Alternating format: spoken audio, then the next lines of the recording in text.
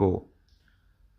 Welcome to today's class. Today we are going to discuss the paper pattern for business A level. There are total of 4 papers, out of which 2 papers are relevant to AS level. And today we are going to discuss the paper structure for business paper 1. So students, business paper 1 is known as business concepts 1. It carries 40 marks and there is 1 hour and 15 minutes, approximately 75 minutes available to attempt 40 marks. So approximately there are 2 minutes for each mark. And we know that our business paper is usually assessed through 4 key assessment objectives. Namely, we have number 1 assessment objective is knowledge and understanding. Number 2, application of the relevant concepts in familiar and unfamiliar circumstances. Number 3, we have got to analyze the knowledge in the business context, creating a chain of analysis, and then we have evaluation of the given analysis.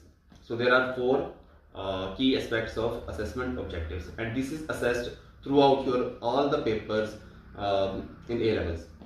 So let's get back to paper 1. Paper 1 we have got 40 marks. 40 marks are further divided into 2 sections, section A and section B. Section A carries 20 marks, section B also carries 20 marks. There are 4 questions in section A that are usually short questions, and there are 2 questions in section B out of which you have to attempt 1 question. So there is no choice in section A. You have to attempt all 4 questions. Each question carry 5 marks.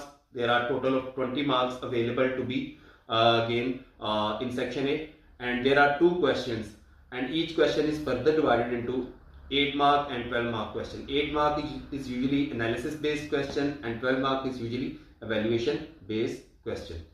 So in the first part, there are section A, there are first 3 questions that are further divided into 2 parts. Part A comprises of definition, knowledge based question, and then we have explain 1 advantage, 1 disadvantage, 1 impact. That is 3 mark question, out of which 1 mark is allocated for knowledge and understanding and 2 marks for developed application.